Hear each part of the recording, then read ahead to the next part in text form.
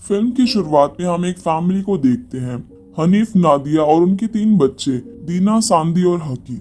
हनीफ एक अनाथ आश्रम में पला बड़ा था और अडॉप्ट होने के कई सालों बाद वो उस आदमी से मिलने जा रहा था जिसने उन्हें पाल पोस कर बड़ा किया था, क्योंकि अब वो आदमी बहुत ही बीमार हो चुका था। तभी रास्ते में उनकी गाड़ी से कोई चीज टकरा जाती है। जब वो लोग रुक कर देखते हैं तो वहां पर एक हिरन था और उन्हें लग रहा था कि उनकी गाड़ी एक हिरन से टकरा गई है। और जैसे ही वो लोग आगे बढ़ते हैं, हम देखते हैं कि रोड के साइड में एक बच्ची बेहोश पड़ी है। अब सवाल ये था कि उनकी गाड़ी से कौन टकराया था, वो हिरन या फिर ये बच्ची।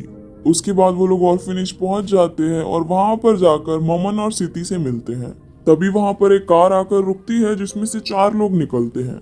एंटोन और जेफरी, जो कि हनीफ के बचपन के दोस्त थे और वो भी उसी के साथ ऑर्फनेज में पले बड़े थे, जिनके साथ उनकी वाइफ्स भी यहाँ पर आई थी, ईवा और लीना। और ये सभी लोग अडॉप्ट होने के कई सालों बाद यहाँ के केयर टेकर से मिलने आए थे। सभी लोग एक दूसरे से मिलकर बहुत खुश होते हैं और उसके बाद ऑर्फनेज के अंदर जाते हैं। हनीफ ममन से ऑर्फनेज के बाकी बच्चों के बारे में पूछता है। तभी वो बताता है कि सभी बच्चे पिकनिक पर गए हैं और शाम तक लौट आएंगे, और वहां पर सिर्फ 2 ही बच्चे थे, हसबी और रानी। जिसके बाद सभी लोग मिस्टर बंडी से मिलने उनके रूम में जाते हैं, जो कि बहुत ही बीमार थे और यही इस ऑर्फनेज को चलाते थे।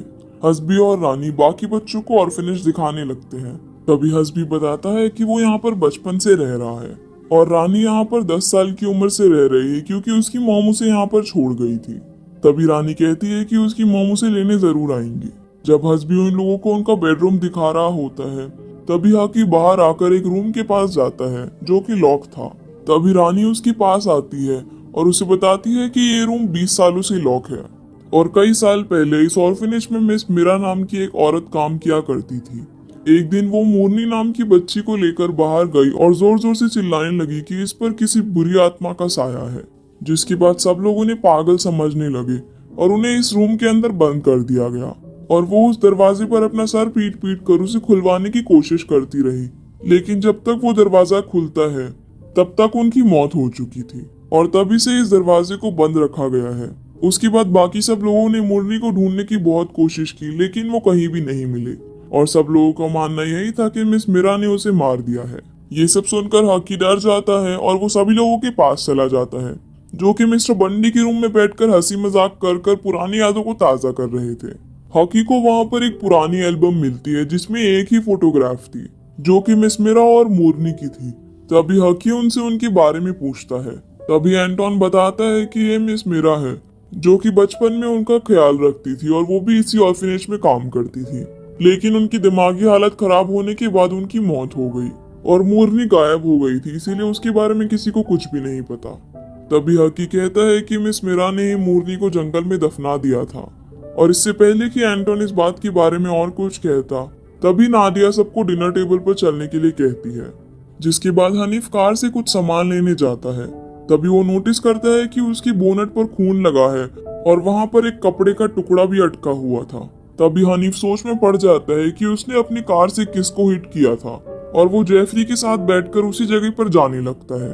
तो वो हिरन अब भी वहीं पर था और जब जेफरी सड़क की दूसरी तरफ देखता है तब वहां उसे एक बच्ची दिखाई देती है और हनीफ समझ जाता है कि उसने इसे ही अपनी गाड़ी से हिट किया था। जेफरी को देखने से ऐसा लग रहा था कि वो बच्ची मर चुकी है और वो दोनों सोच में पड़ जाते हैं कि अब वो क्या करे। तभी हनीफ को वहां पर एक बस दिखाई देती है, जो कि ऑर्फनेज के बच्चों की बस थी। जब वो दोनों बस के अंदर जाते हैं तो देखते हैं कि सभी बच्चे और ड्राइवर अजीब तरीके से मरे हुए हैं और उन्हें देखकर वो दोनों एकदम शॉक हो जाते हैं। जिसके बाद हनीफ पुलिस को कॉल मिलाने लगता है, लेकिन उसके फोन में सिग्नल नहीं आ रहा था और वो दोनों पुलिस स्टेशन नहीं जा सकते थे क्योंकि वो 2 घंटे की दूरी पर था। इसीलिए वो दोनों डिसाइड करते हैं कि वो ऑर्फनेज जाकर वहां के लैंडलाइन से पुलिस को कॉल करेंगे। जिसके बाद वो दोनों वापस से ऑर्फनेज लौट जाते हैं और एंटोन उनसे पूछता है कि वो दोनों कहाँ गए थे। तभी हनीफ उसे अपनी कार में पड़ी उस लड़की की बॉडी को दिखाता है, जिसे देखकर एंटोन एकदम शॉक हो जाता है और उससे पूछता है कि आखिर ये सब क्या हो रहा है। और उसे बताता है कि जब वो सुबह ऑर्फनेज आ रहा था तब उससे रास्ते में एक लड़की का एक्सीडेंट हो गया और उसने ये सब जानबूझकर नहीं किया। और वो उसे ये भी बताता है कि उसने ऑर्फनेज के बच्चों की एक बस भी देखी जिसमें उन सभी की मौत हो चुकी थी। तभी हनीफ ऑर्फनेज के लैंडलाइन से पुलिस को कॉल करने के लिए कहता है। तभी एंटोन बताता है कि लैंडलाइन बंद है, क्योंकि इन लोगों ने काफी दिनों से बिल पे नहीं किया है और बाकी किसी के भी फोन में यहाँ पर सिग्नल नहीं आ रहा था। और वो लोग पुलिस के आने से पहले ये बात सबको बताकर परेशान करना नहीं चाहते थे। तभी एंटोन डिसाइड करता है कि वो एक्सीडेंट वाली लोकेशन पर जाकर देखेगा और उसके बाद वो पुलिस स्टेशन जाकर पुलिस को खबर करेगा। जब एंटोन उस एक्सीडेंट वाली जगह पर पहुंचकर बस में जाता है, तभी सारे बच्चे बस के अपोजिट डायरेक्शन में खड़े हो जाते हैं और बस का दरवाजा अपने आप बंद हो जाता है। जब एंटोन दरवाजे को खोलने की कोशिश करता है, तभी हम दरवाजे के बाहर काले कपड़ों में एक औरत को देखते हैं। तभी बच्चे वापस से उसी पोजीशन में आ जाते हैं और बस के अंदर अचानक से कई सारे कीड़े आ जाते हैं जो कि एंटोन के पूरे शरीर में घुसकर उसे खा जाते हैं और उसकी वहीं पर मौत हो जाती है। ये सब देखने से ऐसा लग रहा था जैसे किसी ने वहां पर ब्लैक मैजिक किया हो। ऑर्फनेज में जेफरी और लीना की एक दूसरे से लड़ाई हो जाती है, तो लीना रूम से बाहर आ जाती है और बाहर आकर वो फ्रूट्स खाने लगती है।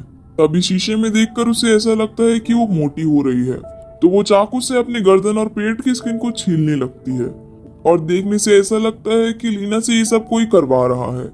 वहीं दूसरी तरफ ईवा जब अपने रूम में अकेली होती है, तभी अचानक से उसके ऊपर आकर कुछ कीड़े गिर जाते हैं। ईवा उन्हें हटाने की कोशिश करती है, लेकिन वो उसके मुंह के अंदर घुस जाते हैं। और उसी समय पैरेलल सीन में हम देखते हैं कि जेफरी बाहर आकर लीना को इस हालत में देखकर शॉक हो जाता है। तभी लीना भी खुद को इसी हालत में देखकर शॉक हो जाती है और बेहोश होकर जमीन पर गिर जाती है। जेफरी हनीफ और नादिया को आवाज लगाता है और वो लोग लीना को ले जाकर हॉस्पिटल ले जाने लगते हैं। तभी वो लोग देखते हैं कि ईवा कुछ बोल नहीं पा रही है क्योंकि उसके मुंह के अंदर कुछ कीड़े फंसे हुए थे। नादिया उसकी मदद करने की कोशिश करती है, तभी ईवा वहीं पर वॉमिटिंग कर देती है, जिसमें उसके मुंह के अंदर से कई कीड़े बाहर निकलते हैं और बाकी बचे हुए कीड़े उसके हाथों में घुस जाते हैं, जिन्हें वो अपनी खाल छील कर निकाल लेती है। और ये सब देखकर ईवा भी बेहोश हो जाती है, जिसके बाद वो लोग ईवा को भी लेकर हॉस्पिटल जाने लगते हैं। और वो लोग समझ नहीं पा रहे थे कि आखिर उन लोगों के साथ ये क्या हो रहा है। जब नादिया कार ड्राइव कर रही होती है, तो वो लोग हॉस्पिटल पहुंच ही नहीं पाते, बल्कि वो गोल गोल घूमकर एक ही जगह पहुंच रहे थे। तभी जेफरी हनीफ से कहता है कि ये उनके साथ फिर से हो रहा है और हनीफ नादिया को बताता है कि ये उनके साथ 25 साल पहले भी हो चुका है, जब ऑर्फनेज के एक कमरे में आग लग गई थी जिसमें 3 लड़कियों की मौत हो गई थी। और तब उन्हें पता लगा कि मिस मेरा काला जादू किया करती थी और काला जादू करने के लिए ही उन्होंने उन 3 बच्चियों की बलि दी थी। और ये बात सुनकर एंटोन, जेफरी और हनीफ बहुत डर गए थे, जिसके बाद वो तीनों ऑर्फनेज छोड़कर भागने लगे। लेकिन वो बार बार घूमकर ऑर्फनेज के सामने आ जाते थे, जिसके बाद तीनों की मदद से मिस्टर बंडी ने मीरा को एक कमरे में बंद कर दिया और मिस मेरा दरवाजे में सर पीट पीट कर उस दरवाजे को खुलवाने की कोशिश करती रही। और जब तक उन लोगों ने दरवाजा खोला तब तक उनकी मौत हो चुकी थी, जिसके बाद मिस मेरा की लाश को उन्होंने उस कमरे में ही दफना दिया। वहीं दूसरी तरफ ऑर्फनेज में जब हस्बी रूम में अकेला होता है, तभी उसका हाथ अपने आप ही मूव करने लगता है और वो स्टेपलर उठाकर अपने होठों को स्टेपल कर लेता है। दूसरी तरफ हाकी रात में अकेला बैठकर मिस मीरा की एक वीडियो टेप देख रहा होता है। तभी वो टेप अचानक से रुक जाती है और वहां पर उसे एक कटा हुआ सर दिखाई देता है, जिसे देखकर वो बहुत डर जाता है और वो भागकर एक रूम में जाता है जहां पर उसे हस्बी मिलता है। अब क्योंकि हस्बी का मुंह स्टेपल हो चुका था, तो वो हाकी को कुछ बोल नहीं पाता और उसका हाथ फिर से अपने आप चलने लगता है, जिसमें वो चूहे मारने वाली गन को उठाकर हाकी पर शूट कर देता है और उसमें से निकली हुई मेटल बुलेट्स हाकी के पैर और कंधे में जाकर लगती है। तभी नादिया और बाकी सब लोग ऑर्फनेज वापस आ जाते हैं और बच्चों को लेकर वहां से निकलने का प्लान करते हैं, लेकिन हाकी उन्हें कहीं भी नहीं मिल रहा था, तो सभी लोग हाकी को ढूंढने जाते हैं। जब नादिया घर में अकेली होती है, तभी उसे कुछ हलचल सुनाई देने लगती है और वो उसी को फॉलो करते करते मिस्टर बंडी के रूम में पहुंच जाती है, जहां पर उनकी बेड के नीचे उसे एक बॉक्स मिलता है और उस बॉक्स के अंदर उसे कुछ फोटोग्राफ्स मिलती है, जिसे वो हनीफ को दिखाती है और उनसे उनके बारे में पूछती है। वो सभी फोटोग्राफ्स ऑर्फनेज के बच्चियों के थे और मिरर के रिफ्लेक्शन में दिख रहा था कि मिस्टर बंडी उन फोटोग्राफ्स को खींच रहे थे। अब यहाँ पर नादिया को सब समझ में आने लगता है और हमें पता चलता है कि मिस्टर बंडी एक बुरा इंसान था जो ऑर्फनेज की लड़कियों को हैरेस करता था और मिस मेरा उन बच्चियों को बचाने की कोशिश कर रही थी, इसीलिए उनकी मौत हुई। और अनजाने में हनीफ, एंटोन और जेफरी ने सच को छुपाने में मिस्टर बंडी का साथ दिया, जिससे हनीफ एकदम शॉक हो जाता है और वो समझ जाता है कि उनसे कोई बदला लेने की कोशिश कर रहा है। तभी हनीफ नोटिस करता है कि उन बच्चियों में से एक फोटोग्राफ सीती का भी है और सीती और मोमन ने ही उन लोगों को यहाँ पर इनवाइट किया था। तभी जेफरी लेना को लेकर ऑर्फिनेज के अंदर आ जाता है क्योंकि उसकी हालत और भी ज्यादा बिगड़ने लगी थी और उन लोगों का शक मोमन और सीती पर जाने लगता है कि वो लोग उनसे बदला ले रहे हैं। तभी मोमन और सीती भी वहां पर आ जाते हैं और हनीफ उन्हें वो सारी फोटोग्राफ्स दिखाता है। तभी सीती बताती है कि मिस्टर बंडी उन बच्चियों को हरास किया करता था और वो ये बात किसी को नहीं बता सकती थी क्योंकि उसने 3 बच्चियों को एक कमरे में बंद कर जहर दे दिया और उस कमरे में आग लगा दी, जिसके बाद उसने इस सब का इल्जाम मिस मीरा पर डाल दिया, जबकि मिस मीरा उन बच्चियों की मदद करना चाहती थी और वो काले जादू की मदद से मिस्टर बंडी को मारना चाहती थी। लेकिन जेफरी, एंटोन और हनीफ की मदद से उन्होंने मिस मीरा को एक कमरे में बंद कर दिया और दरवाजे पर सर पटकने की वजह से उनकी मौत हो गई।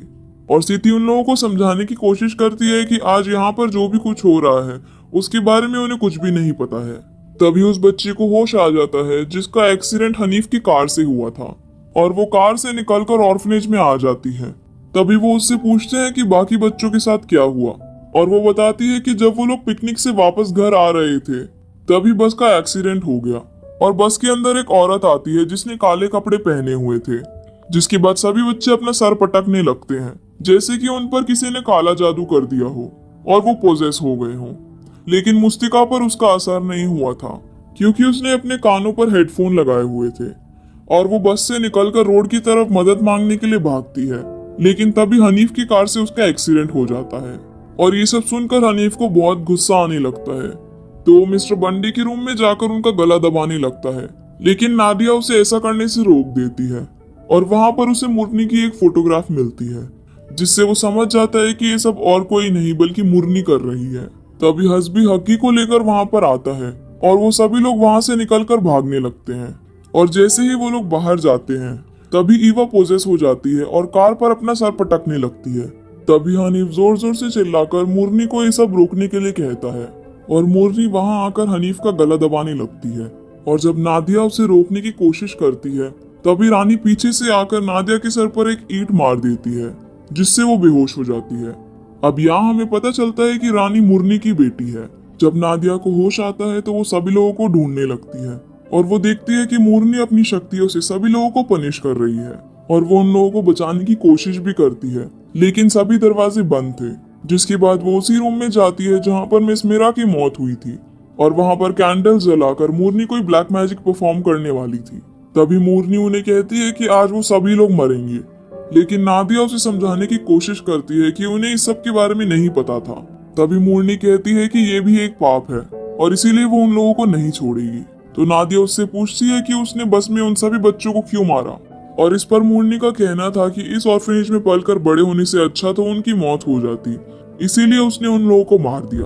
तभी मुरनी उसे एक खंजर देती है और कहती है कि अगर वो अपने पति को मारेगी तो वो अपने बच्चों के साथ यहाँ से जा सकती है और वो उनकी जान बख्श देगी। तभी हकी उठकर मुरनी की कमर में एक खंजर घुसा देता है और जैसे वो हकी को मारने वाली होती है तभी नादिया उसकी गर्दन धड़ से अलग कर देती है, लेकिन उसका काला जादू इतना स्ट्रांग होता है कि वो फिर भी नहीं मरती और उठकर अपनी गर्दन को अपने शरीर से फिर से जोड़ लेती है। तभी नादिया वहां पड़ी रिचुअल की एक कैंडल को उठाकर मुरनी पर फेंक देती है जिससे वो जलने लगती है और नादिया और हनीफ रानी और हकी को लेकर उस रूम से बाहर निकल जाते हैं और मिस्टर बंडी को वहीं पर मरने के लिए छोड़ देते हैं, जिसके बाद सब कुछ नॉर्मल हो जाता है। और एक दिन जब नादिया और सिती हकी को स्कूल से लेने जाते हैं तब कार के मिरर के रिफ्लेक्शन में नादिया को मुरनी दिखाई देती है, लेकिन जब वो कार से उतर कर देखती है तो वहां पर कोई भी नहीं होता और उस ऑर्फनेज को बेच दिया जाता है। तभी मूवी खत्म हो जाती है।